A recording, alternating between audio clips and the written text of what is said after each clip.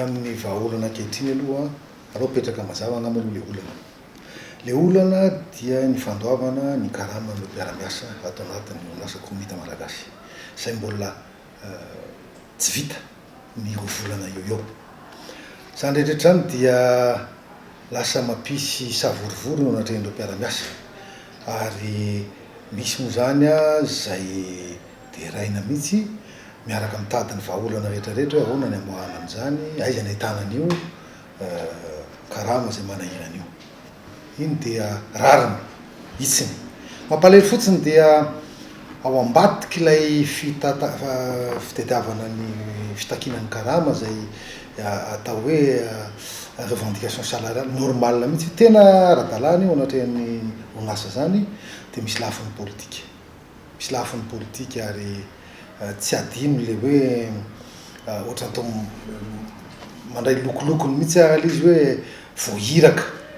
voahiraka satria vao miresaka komita malagasy zany inge dia tsy adinotsika ny zavatra tena vaiakandrina lehibe indrindra alohan'ny karama resahany fa nisy trosa lehibe napetraka ny flaky ny mpitatahana teo aloha zay miba raika am'zato lavitra ariary misy fahaverezana miba 7 lavitra ariary reny tsy mba misy miresaka mihitsy hoe naninona natao nisy an'izao ahoanany fa ny fitonam-panjakana ankehitriny rehefa tsy mety itsony nisy ny zavatra miafinafindreny ny filany afatrakotra dia nandray fipetra ary mitondra ny raharaha eo an'nivy ny paka ny pôle anticorruption dia anjaran'ny tribunal ankehitriny mijery manadiady hoe ahoana marina inona ny anton'izany rehetrarehetra zay ny voalohany aloha zany voalohany anatin'io dia ny hoe misy lavaka be ao tiana fenina raha ve io lavaka io na tiana fenina ve tsy ho tanteraka ny fanadiadiana tao dia lasa ilay mouvement revendication salariale tsotra fitakina karama tsotra lasa mivadika zavatra goavana be za ohatra ny zavatra tena efa manahirana ka lasa miteraka disadisa efa tsy ataotsika tsy hita ny zavatra mitranga amin'ny firenena fa misy ny korotana etselo reny age tsy tongatonga foana mampanahy azy zany izy manontany hoe tena fanahiniana ave hoe atao mikômasy anatrin'izany ny voalohany isin'ny tena korotana be de soso ihany fa endry ny malagasy ary endry arak'izany any ko ny mpiara-miasa raha tonga zareo hitaka karama aloha am'izao fotoana zao androanytsika fa folo ny volana marsa hitaka karama aloha ny ampindia zay ny malaza sy tsy nanontaniana inona fiaviana inona ny antony avy malagasy zany mantsy rehefa misy vahiny tonga de tsy maintsy mba ny zanaka manatona ray aman-dreny tamin'ity ray mitoraka ty kosa misy vahiny tonga ny ray aman-dreny mihitsy ny nidina nanontany mbola vizaky nareo ka tsy afaka niakatra fa aloha zany midina manontany hoe inona ke ty antony tonga soa aloha de inona ny antony de zay ny lazaina atao hoe fitakina karama aloha tsy aly eto se raha tsy azo ny karama de aveo ny tombonay izy hoe tsy karama fotsiny any fa afitra kapobe mihitsy am'izay dia mivadika zavatra fa tombo foana izy tsy azotsika adiny fa orinasam-panjakana ny orinasa komita malagasy ary amin'ny orinasam-panjakana zany de milahatra anatin'ny politika akapobeny entina ampandrosoana ny firenena malagasy ary ny orinasa komita malagasy dia singa iray mandray anjara lehibe mihitsy amin'ny fitrandrahana renakibony tany mba ampiasana izany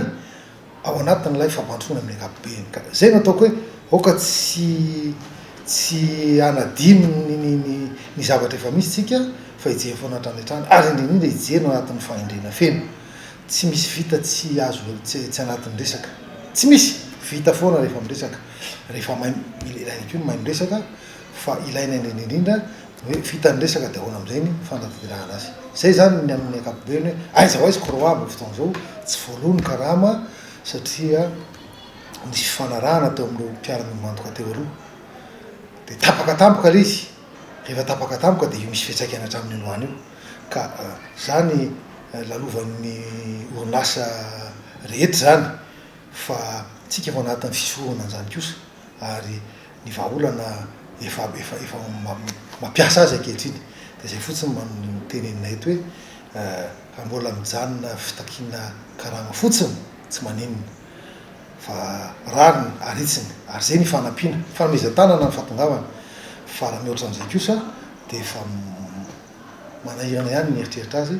fa soa araka nabe lazaiko teo fa manana fahindrena ny malagasy. Eo amin'izay le resaka roa volana le izy tao anatin'iny filet de sécurité nentin'ny ministra tany Abriville iny dia efa nilazaina fa efa mikarakara an'io zao 10 andro ho herinandro lasa teo zay efa mikarakara an'izany karama zany fa tsy mijery fotsiny satria trabona tsisy karama ny cyclone nandalo nataona mila voina ho an'ny faritra dia nitondra ny fotoanam-panjakana nanatitra vary raigony isaky ny mpiara-miasa sy ny fanampiny izay ilaina amin'ny fiainana andavanandro. Nanina ny niakatra aty zay le lazaiko anao hoe mitovy ihany ange ny miandry an'io sy aty sy ny miandry an'io any asa ngamba mafimafy kokoa le fanerena rehefa tonga aty ve zany rehetra zany moa hoe raha mahita ao ny ity izy ny fizotran'ny zava-misy fa isika aloha ny fotoana zao dia mijoro foana anatin'ny fifanajana sy ny resaka indrindra ny resaka fiombonan-tsaina anatin'ny fitakiana ara-draniny.